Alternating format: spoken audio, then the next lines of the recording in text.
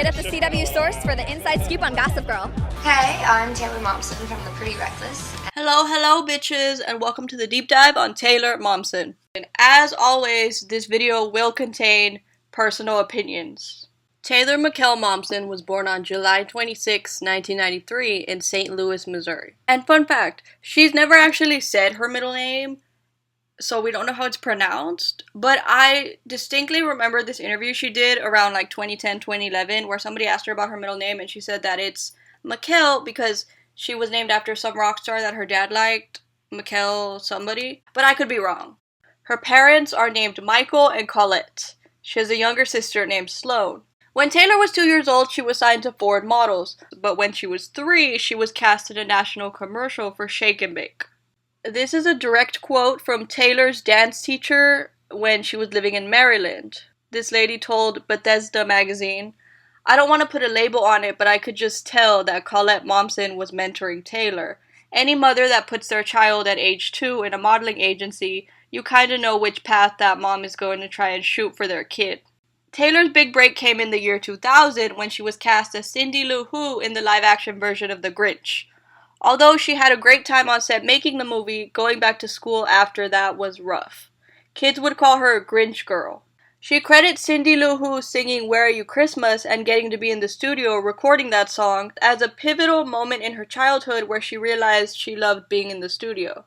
Meanwhile, at home, her dad would play all his old vinyls for Taylor, and this is what really sparked her interest in music, although it wasn't until a White Stripes concert when she was 9 where she really made the connection that playing music could be a possibility. Music really became what saved her during a childhood where things were sort of complicated. At school, she was leaving often to film and the other kids were always jealous. In 2002, she played the president's daughter in Spy Kids 2. This was basically her being on screen for like 10 minutes max, but it still felt relevant enough to mention. She had a guitar and was writing songs at this point. Fun fact. Allegedly, when she was 5, she wrote a song called Blackout that would later be given to Heidi Montag. By 2004, the family moved from St. Louis to Potomac, Maryland because Michael Momsen got a job offer. By the time she entered middle school, acting had become more of a balancing act for Taylor. School functions came first, and she traveled on weekends to film or audition, so she didn't really miss out on anything.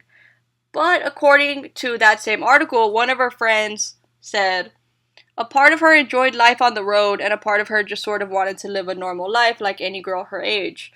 She was a kid with a hectic life, to say the least. Stressful. A lot was expected of her." By 2006, you could definitely tell that Taylor was really bored with acting and was just doing things to do them, if that makes sense. For example, in, I want to say 2006, she filmed a movie called Doubting Thomas, aka Spy School, and this movie is so bad. Wow, it's really bad.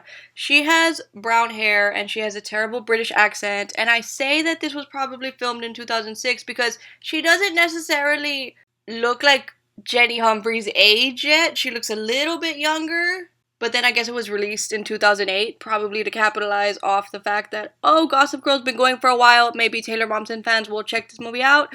Yeah, don't do it, it's bad. She auditioned for the lead role in Hannah Montana and was even in the top 3, but eventually Disney went with Miley.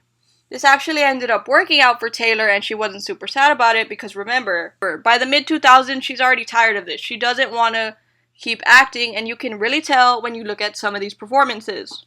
Middle school in Maryland, and I have just started my first band, like an actual garage band with kids from my school. I finally found my little clique, which was kind of the first time in my life I felt that, and it was exciting to me. And I was still the weird art kid who, you know, wore combat boots and leather jackets to school. And this was Potomac, Maryland, so this is very preppy. And love that for you. All the girls had bows in their hair and Uggs and matching Juicy Couture sweatsuits. And so I was always just off in schools.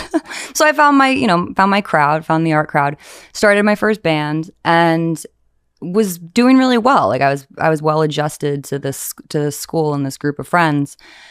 And that's when Gossip Girl came around. And that's when I said, they go, "You're going to move to New York. You're going to audition for this, and you would have to move to New York for it." No. I don't want to do this anymore. I love where I'm at. And 12 at the time.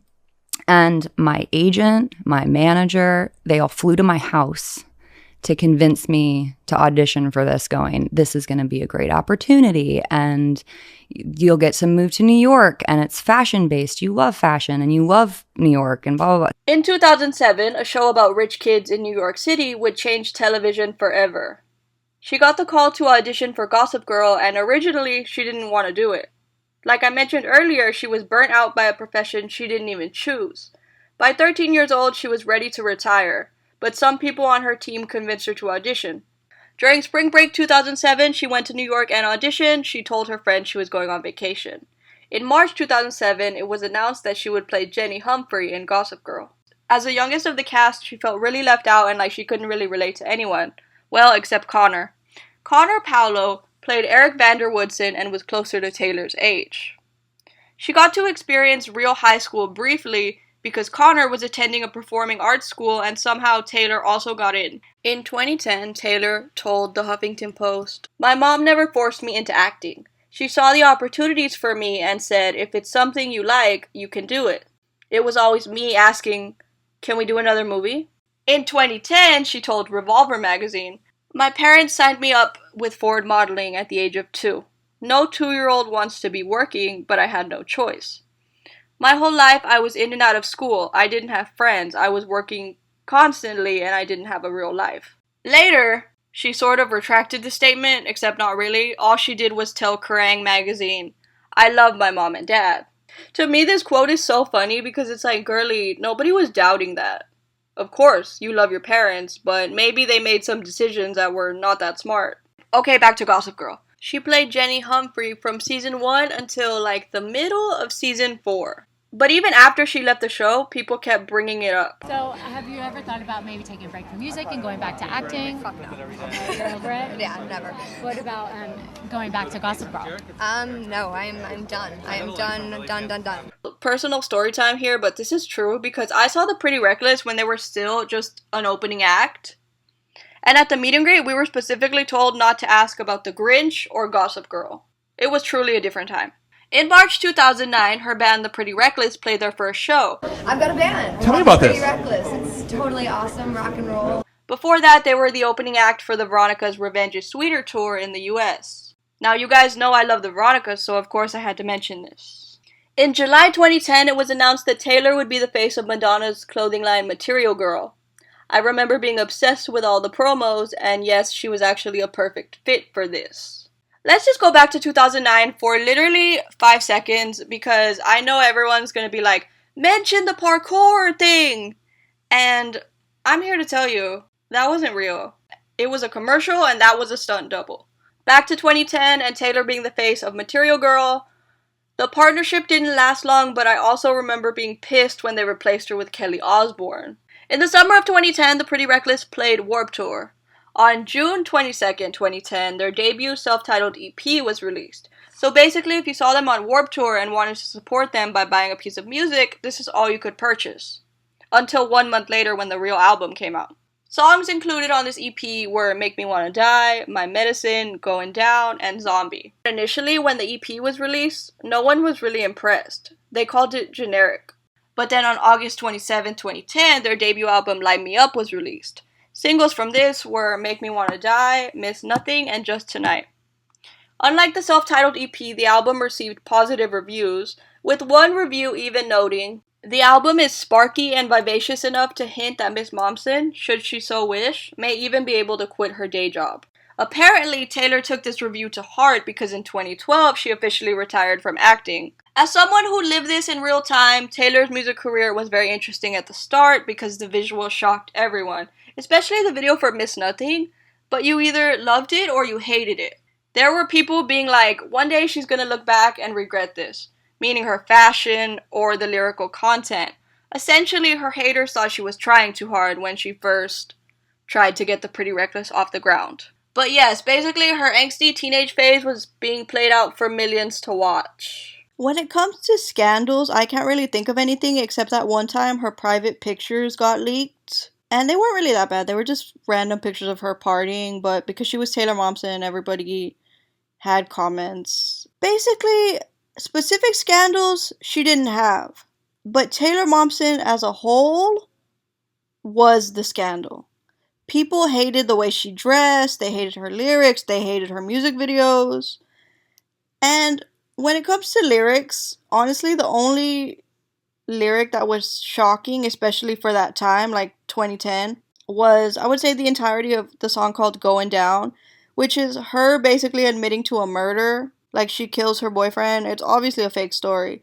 But people were so dedicated to hating her that people would start to ask her about that song in interviews, and she'd be like, it's a fake story. Like, my songs are not autobiographical. So yeah, that's the start and end of Taylor Momsen scandals. Essentially, she was the scandal in 2010.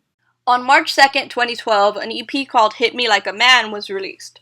This EP included 3 new songs and then live versions of Make Me Wanna Die and Since You're Gone.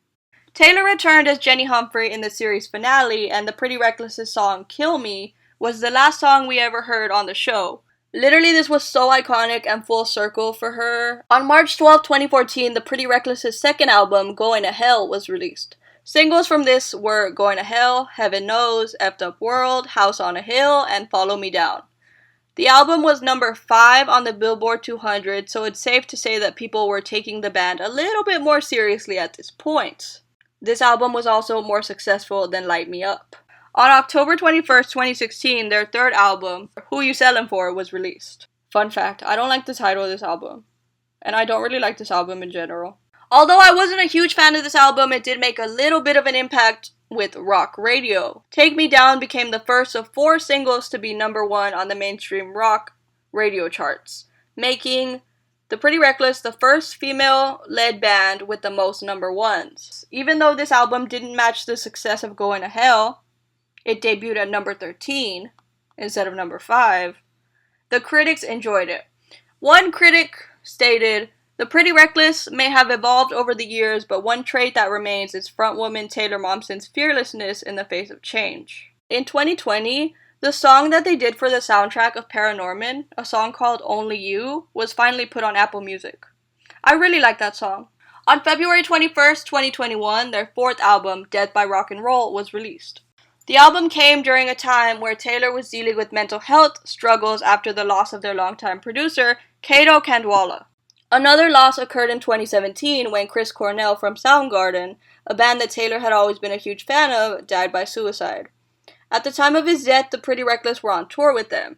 To cope with these losses, Taylor turned to music to help her get through it. She started playing Vinyl by the Beatles again, and it really made her, I guess, reconnect with her inner child, based on what I've heard in interviews. For the album title, Taylor has said, "It was like a code that we lived our life by, and that I still live my life by. It's very much a battle cry for life. Live life your own way." One review summed it up pretty well. "This album was made by people who have suffered for their art, and whose art will in turn soothe their suffering." The album debuted at the top of the top album sales chart, becoming the band's first number 1 and 3rd top 10, while debuting and staying at number 28 on the Billboard 200. On Halloween 2025, they released a Christmas EP called Taylor Momsen's Pretty Reckless Christmas. This included re-recorded versions of songs that Taylor had originally sung in The Grinch, plus 4 new Christmas-themed songs. This album was amazing and easily one of my favorite Christmas albums ever made. I love the combination of young Taylor singing with current-day Taylor. Again, we love a full circle moment.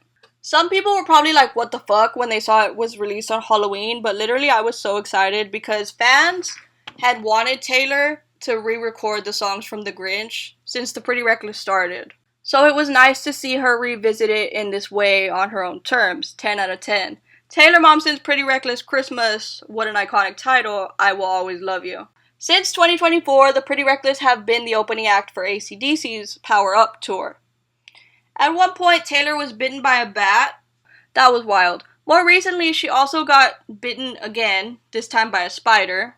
Either way, that's wild, but I'm glad she's okay. Hello, this is Editing Me, just wishing the Pretty Reckless a massive, huge, absolutely the biggest congratulations you will ever hear on the internet for securing their 9th number 1 on Billboard's mainstream rock airplay chart with their single When I Wake Up. The Pretty Reckless' 5th album, Dear God, will be released on June 26, 2026. They will be going on tour to support the album, so check tour dates and go support them. Singles from this upcoming album, well, to be honest, I don't know if they're singles, I just know that they're the only things available to listen to from this album so far, are For I Am Death, When I Wake Up, Love Me, and Dear God. As for cool statistics to mention to close out this video, here is my favorite. The Pretty Reckless have scored 8 #1 hits on the Billboard Mainstream Rock Airplay chart, holding the record for the most #1 singles for a female-fronted act in the chart's history. So yeah, Taylor Momsen, an icon. She left the life she was pushed into to pursue something that she really believed in. Shout out to the Pretty Reckless, go stream their music. If you'd like to keep up with Taylor, you can follow her on Insta at Taylor Momsen, and you can keep up with the Pretty Reckless and all their updates and new releases by following them at the Pretty Reckless. This has been the deep dive of Taylor Momsen.